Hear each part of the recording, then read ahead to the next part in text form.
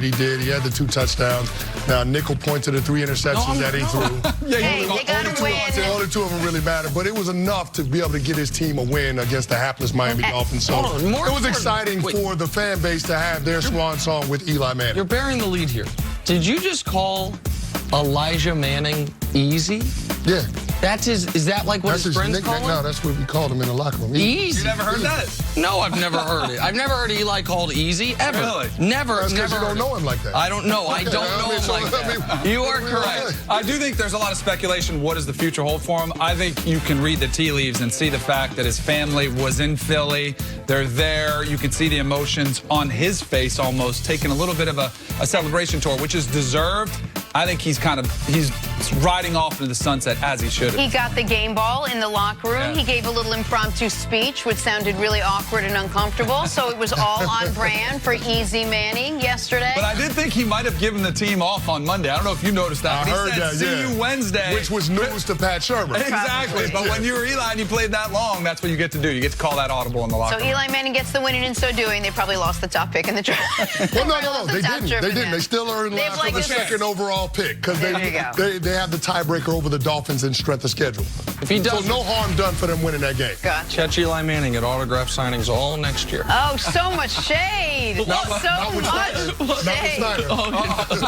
to the Cowboys now, who were hosting the surging LA Rams. Dallas needed the win, not for their playoff hopes, more for their sanity after dropping 3 straight. Yesterday, they got that W, beating the Rams 44-21. Dak Prescott throwing for 212 yards, 2 touchdowns. Ezekiel Elliott adding 160 yards and 2 scores. Cowboys pick up their first win over a team with a winning record this season. Here's Dak Prescott after the game. We know the team we have, we know the talent we have, we know the men and the character we have on this team. And it was about just going out there and putting a good game together on both sides of the ball and complementing each other. But, yeah, when you have the confidence or when you have the team that we have and the skill, the confidence, you never have a down day. It's just about learning and moving forward no matter what happens. What it does remind me is the season's not over. That's a plus thing. We've got a long road to hoe, but we've got a huge challenge coming up here this weekend up in Philadelphia. But this is what the doctor ordered to get ready to go play defense.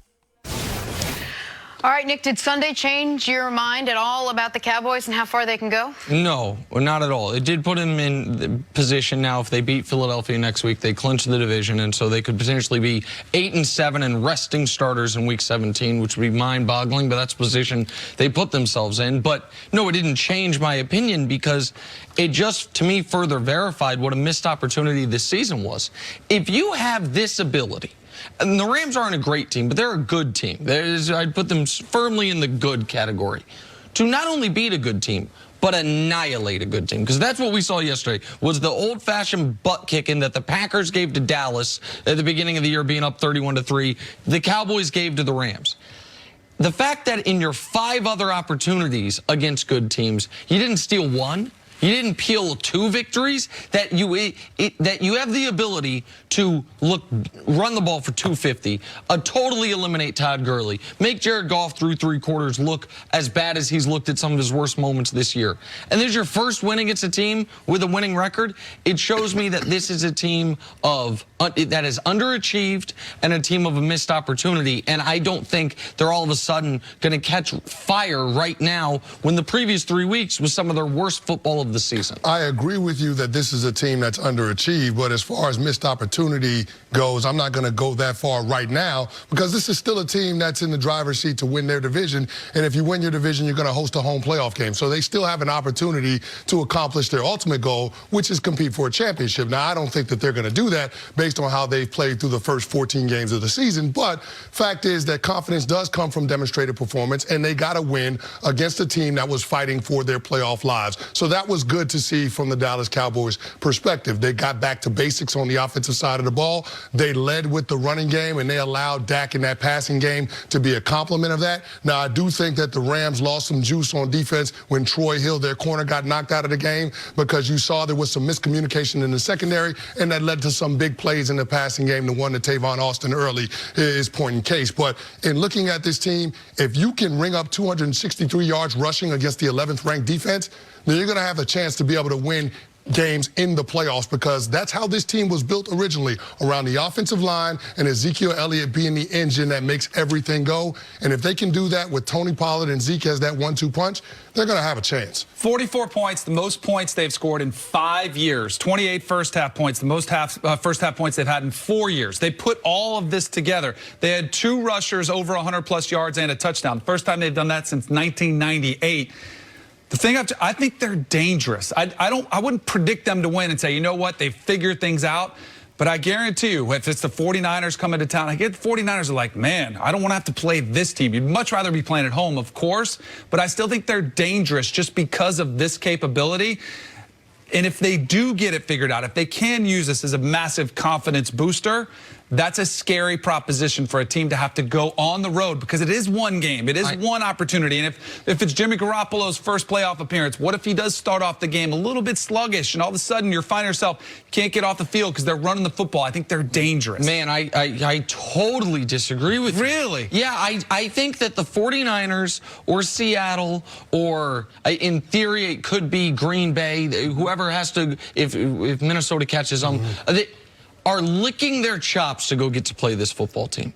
The idea that of all the scenarios where you could have, where you start the playoffs off on the road, playing an underachieving team whose coach seems to have lost the messaging points with the locker room, is exactly who I want to face. The fact that they beat up on a Rams team, if they had been building towards this, like if they had, after the close game against New England, if they had just lost some heartbreakers to Buffalo or Chicago, where at least one unit of against Buffalo, the defense plays great, but the offense can't get it going. Against Chicago, the offense plays great, but the defense lets. Then you'd say, oh, they finally.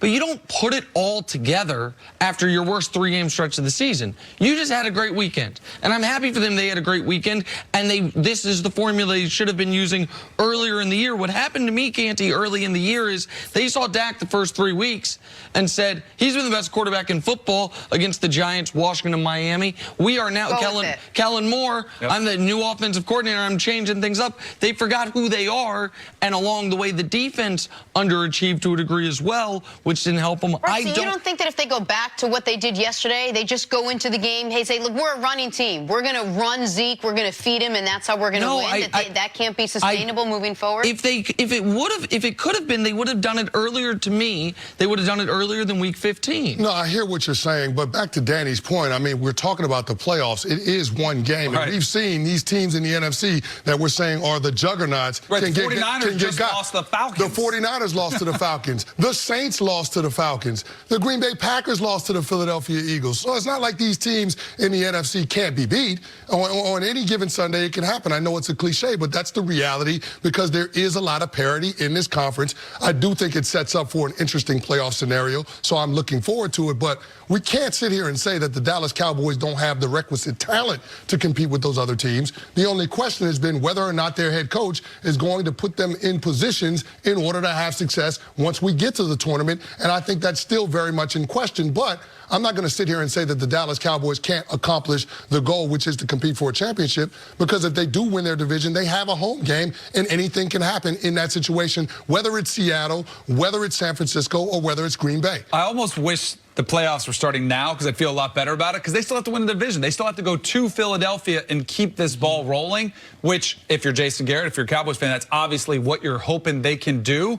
And we'll see if they can do it. It's not a real popular thing to say in this business, but I do want to see what they do over the next 2 weeks. The Eagles didn't exactly infuse a lot of confidence in you, struggling with a bad Redskins team. And yet I feel like we're buying into a performance against a team with a winning record who's the Rams, who aren't as good as we thought they were either. So that's a little bit deceiving. And I understand the point that it's a one-game sample, and anything can happen. I understand that element of it. But they are almost assuredly, I mentioned they could be playing Green Bay. They almost assuredly are going to be playing the loser of Seattle-San Francisco in Week 17. That game, the winner could get the 1 seed and the loser could be the 5 seed. It's going to be an enormous game.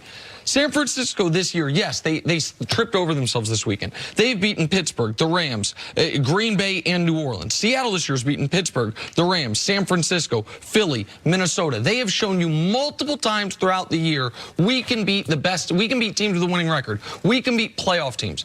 Dallas done it once. They've had 6 opportunities. They've done it once. I don't think all of a sudden they're gonna have to do it again next week and then do it again 2 weeks after that. I just don't see that. Let's be clear. I'm not betting the house on the Cowboys. I just think they're dangerous. All right, we'll break. Coming up. Hey, did Patrick Mahomes just prove the Chiefs? What happened there? Sometimes you just state the obvious and it works. I love you so much, Joe. That's next up, First Things First.